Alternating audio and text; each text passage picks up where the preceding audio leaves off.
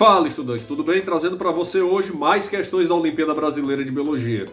E nela destacando a importância do processo evolutivo que deu surgimento aos pulmões e também falando um pouco sobre a fisiologia dos hormônios relacionados ao desenvolvimento feminino. Eu me chamo Paulo Aragão e esse é o Minuto Biológico.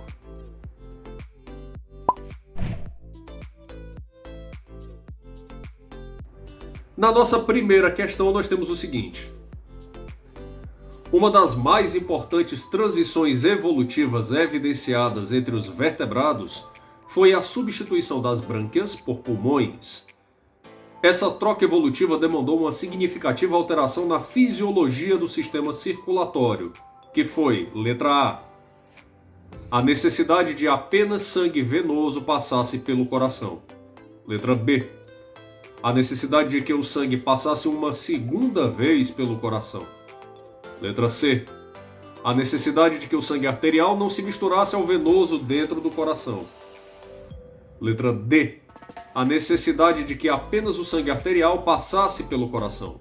Letra E. A necessidade de que o coração passasse a ter válvulas. Nessa questão, o item correto é a letra B. A necessidade de que o sangue passasse uma segunda vez pelo coração. Isso ocorre porque o desenvolvimento dos pulmões acabou se dando de forma independente do sistema circulatório e, consequentemente, o sangue que era bombeado antes para toda a região do corpo, nos indivíduos que possuem pulmões, agora o sangue também tem que ser enviado para lá.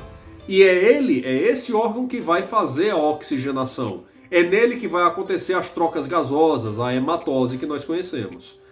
Consequentemente, o sangue saiu do coração para ser oxigenado e tem que retornar ao coração para que possa então ser bombeado para todas as demais partes do corpo e assim oxigenar todos os tecidos. Observe, por exemplo, a comparação entre os sistemas circulatórios de mamíferos e aves, que são pulmonados, com o da maioria dos peixes, que é exclusivamente branquial. O coração deles é conhecido como coração venoso, porque nele vem todo o sangue venoso do corpo e em seguida esse coração bombeia o sangue diretamente para as brânquias. As brânquias são uma estrutura ligada ao sistema circulatório, o que não acontece diretamente com os alvéolos pulmonares. O sangue que é bombeado pelo coração de aves e mamíferos é enviado para os pulmões pela artéria pulmonar e chegando lá ocorrem as trocas gasosas. Mas não existe uma conexão direta dos alvéolos pulmonares e dos vasos sanguíneos, dos capilares. O que há, na verdade, é uma passagem dos gases de dentro dos capilares para dentro dos alvéolos. Então ele tem que atravessar duas barreiras, que seria a camada de células do capilar e a camada de células do alvéolo. A mesma coisa para o oxigênio que entra, ele tem que passar essas duas camadas para então poder chegar no sangue e assim oxigenar ele. Então, a grande diferença está nessa diferenciação do funcionamento das duas estruturas, brânquias e pulmões. As brânquias são como ramificações de vasos sanguíneos que se estendem em uma região específica para ter um maior contato com a água e assim realizar as trocas gasosas. Os pulmões também realizam trocas gasosas, mas não são uma ramificação do sistema circulatório. É um órgão independente que se comunica com o sistema circulatório para que os dois possam, em conjunto, contribuir para a oxigenação dos tecidos. Vamos para a nossa segunda questão. Um dos problemas do esporte moderno é a utilização de anabolizantes pelos atletas. Os anabolizantes fazem com que a incorporação de proteína nas fibras musculares seja aumentada, o que acaba favorecendo os atletas nas competições. Porém, temos que considerar que os anabolizantes são substâncias de estrutura química lipídica e que o nosso organismo produz anabolizantes naturais, como é o caso da testosterona, que é um poderoso anabolizante natural, encontrado em homens e mulheres. A utilização de doses elevadas de anabolizantes acaba provocando alterações orgânicas graves, que podem levar à morte. uma das consequências da utilização de anabolizantes pelas mulheres é a suspensão da menstruação. Qual das alternativas abaixo explica essa consequência para o organismo feminino? Letra A.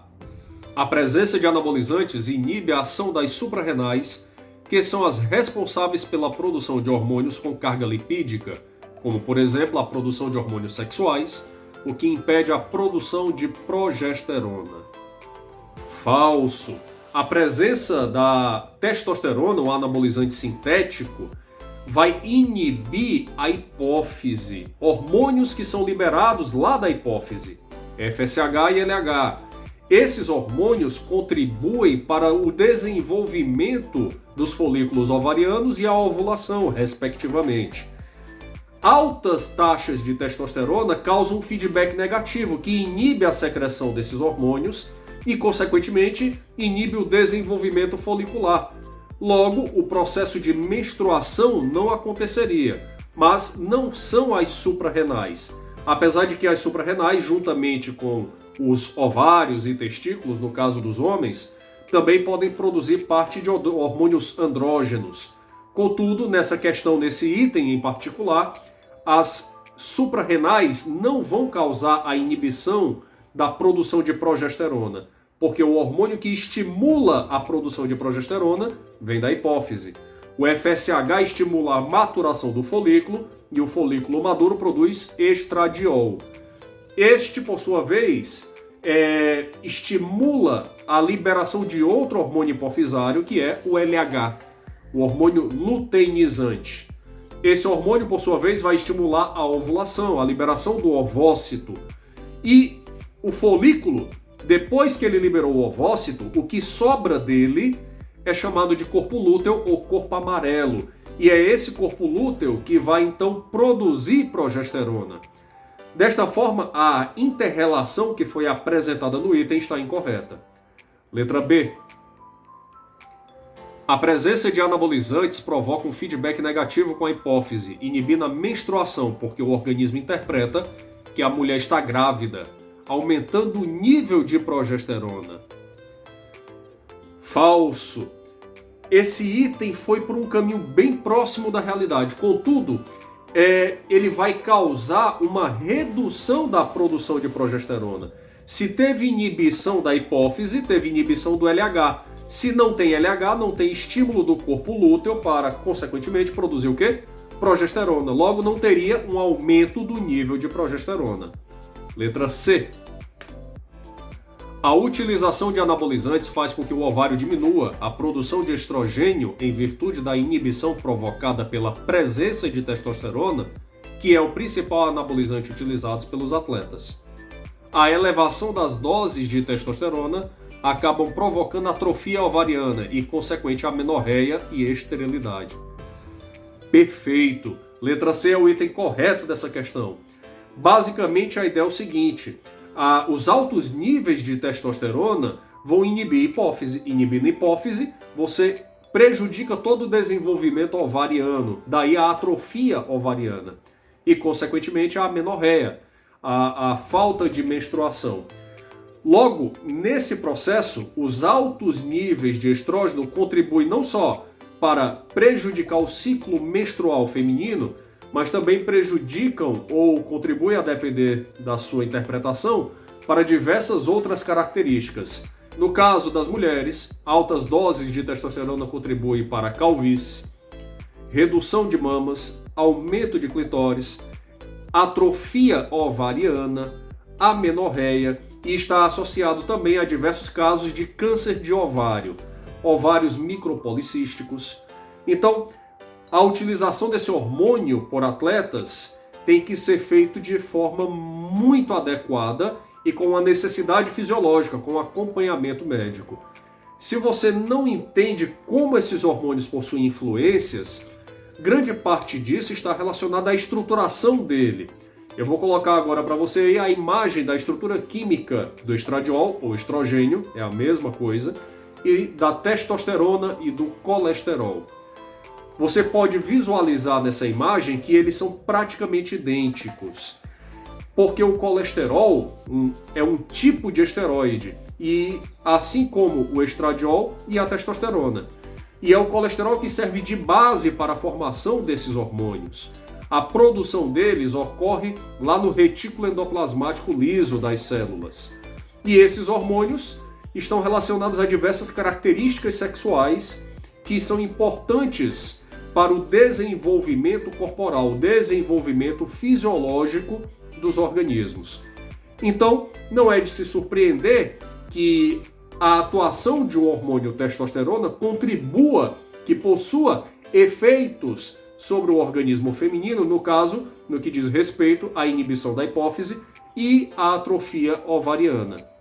Sendo assim, letra C nessa questão. Vamos para a letra D.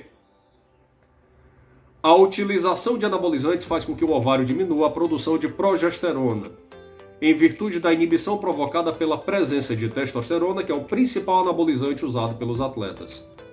A elevação das doses de testosterona acabam provocando atrofia ovariana e consequente amenorreia e esterilidade. Cuidado com esse item, tá? Tá falso. E ele parece muito correto, né? Mas perceba que ele diz que a atrofia ovariana ocorre pela presença da testosterona no ovário, o que é falso. Sim, o ovário produz testosterona, mas o efeito dele vai ser sobre a hipófise. E este, por sua vez, deixa de produzir FSH e LH, que consequentemente prejudicam o desenvolvimento dos folículos ovarianos, causando a atrofia ovariana. Então ele meio que pulou uma etapa da explicação e disse que a testosterona já está atuando diretamente no ovário, daí o erro do item. Letra E.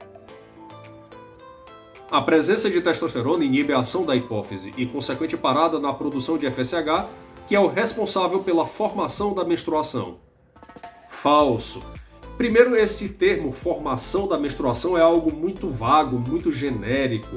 Tá? A menstruação é todo um complexo que envolve diferentes estruturas e hormônios. Não é só o FSH. Tá? O FSH, lembre-se, está relacionado à maturação dos folículos ovarianos, no caso da mulher. E essa maturação de folículos é fundamental para a produção de estradiol, ou estrógeno.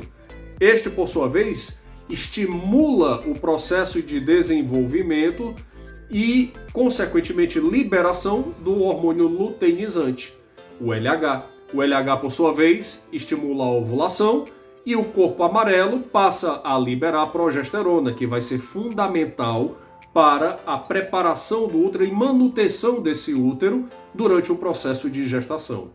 Eu espero que você tenha aprendido bastante com esses conteúdos de hoje.